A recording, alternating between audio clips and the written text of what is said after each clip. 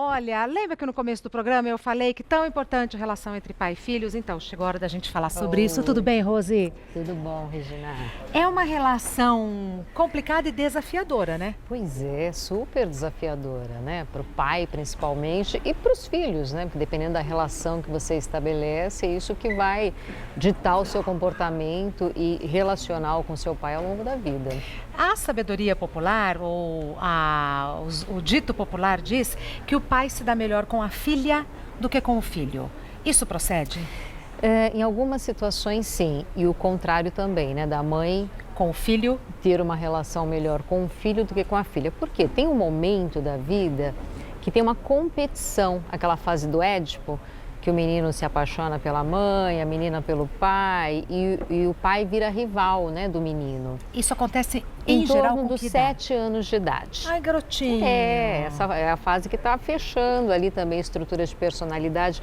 Não que você não desenvolva ao longo do tempo, né? Você continua desenvolvendo, mas essa parte mais grossa ali do caldo é nessa fase, até os 7 anos de idade, da fase edípica. Então é quando esse confronto, né? Ou dependendo de como é feita essa passagem, que vai ditar aí o comportamento mais para frente. Quando a mãe identifica isso, o que ela pode fazer para que a relação seja mais harmônica entre todos da família?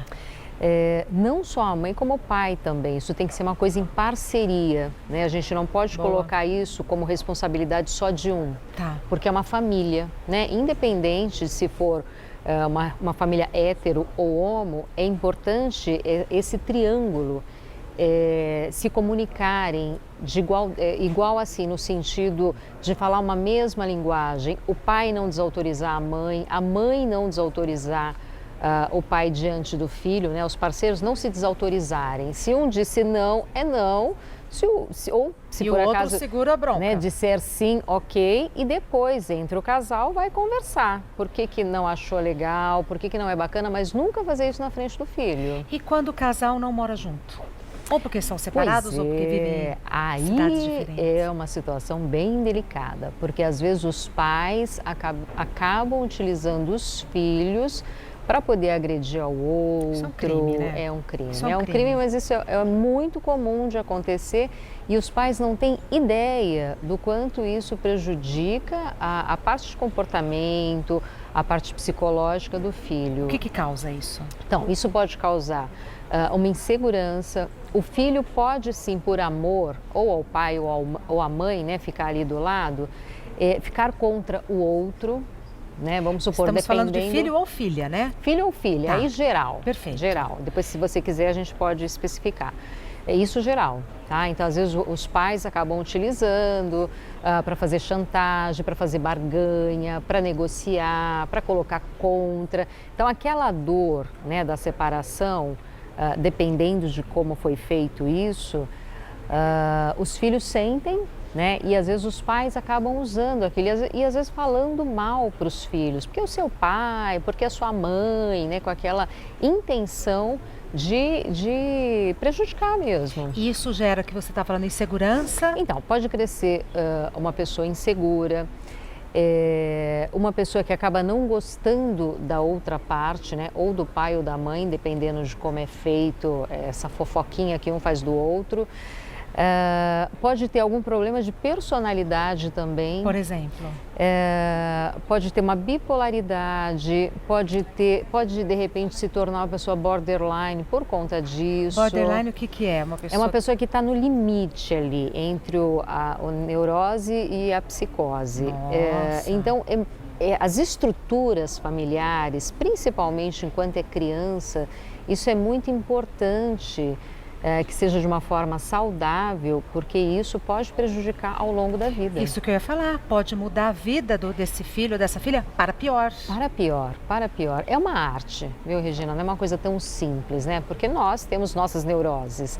E se a gente não trabalha, por isso que fala, né? Aí fala, mas é porque você é psicóloga. Até por ser psicóloga e atender no meu consultório, é que a gente sempre fala, faça psicoterapia. Psicoterapia é autoconhecimento. Nossa, que curioso. Eu falei sobre a importância da gente cuidar da nossa parte psicológica. Era comum, eu não sei se ainda é, as próprias faculdades de psicologia terem atendimento gratuito. Sim, ainda tem, existe? ainda Então existe, fala, Rose. faz parte do estágio, né? Você tem atendimento gratuito, são os estudantes que atendem, mas eles são supervisionados, todos os casos passam por supervisão, então é muito bem acompanhado. É confiável. É super confiável e não só em faculdades, como também em cursos de pós-graduação de psicologia, alguma formação, né? Psicanálise, Reich, Lacan, enfim, as Nossa, várias porque- linhas.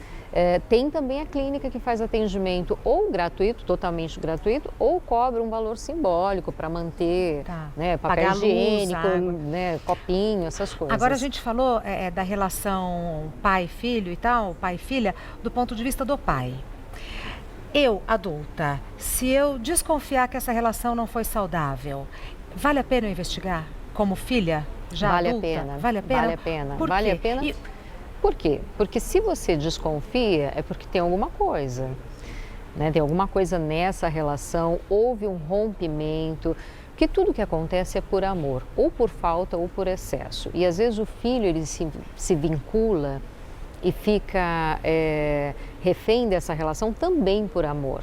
Então, se numa fase adulta eu desconfio de alguma coisa, isso você diz, tem algo específico? Não, não. Eu estava só querendo mudar o eixo da conversa, porque a gente está falando para os pais, mas às vezes a gente olha para trás e fala, eu tenho uma mágoa do meu pai, como filha, uma mágoa da minha mãe, uma mágoa do meu pai. Que é o mais comum, né? É o mais comum, você chegar na vida adulta e falar, poxa, meu pai não me deu aquilo, ou fazia de tal forma, ou abuso em todos os sentidos, né? Quando a gente fala de abuso, é Boa, abuso Rose. de poder, né? Então, independente do abuso, ser físico, psicológico, é sempre um abuso de poder. É um adulto abusando, né, daquela criança, daquele adolescente. Isso eu não estou falando nem de abuso sexual.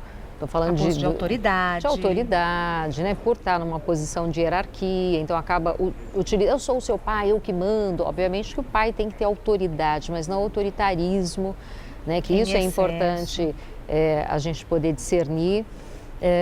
E isso é o que tem de mais comum, da pessoa chegar e falar, olha, eu tenho uma mágoa do meu pai, eu não aceito o jeito que ele é, porque ele me batia, porque ele bebia, porque, enfim, ou porque ele gostava mais do meu irmão do que de mim, né, ou da minha irmã. Ou porque maltratava minha mãe. Ou porque maltratava. Então vale a pena investigar. Vale a pena investigar e trabalhar isso, porque o seu pai é aquele, né? E às vezes você tem que aceitar, o seu pai não vai mudar, quem tem que mudar é você.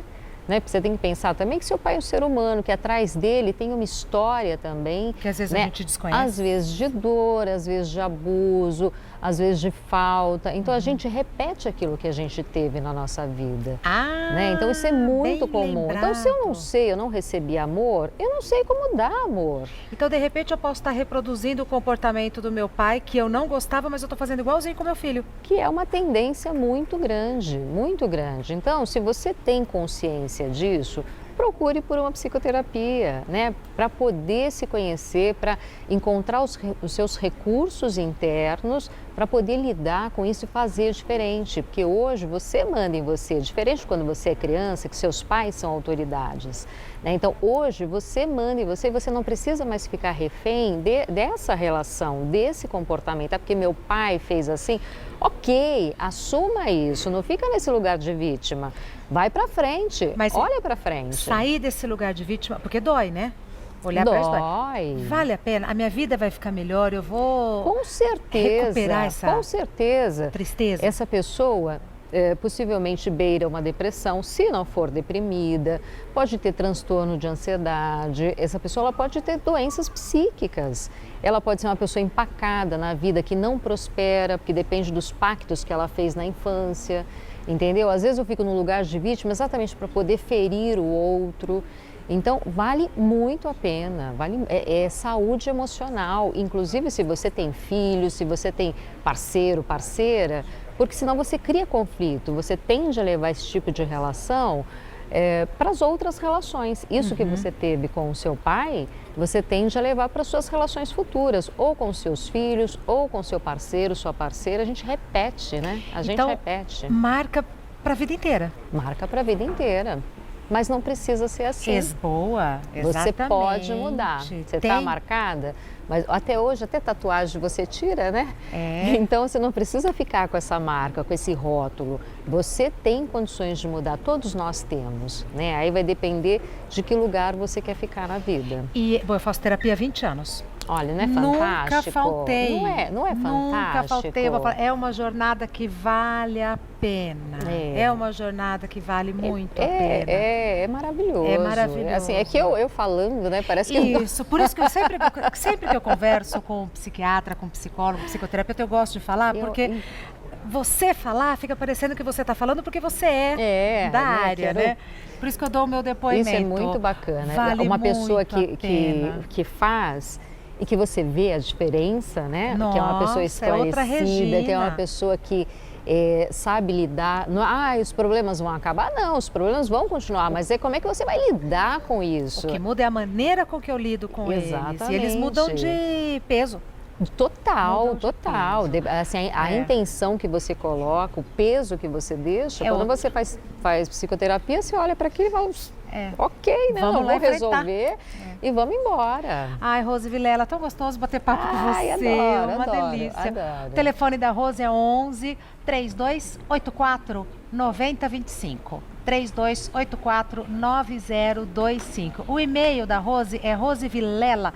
O primeiro Vilé é com 2 L's. rosevilela@uol.com.br. E no Insta e no Face, Rose Vilela Psicóloga. Sempre lembrando que o primeiro L do Vilela é duplo. Rose Vilela Psicóloga.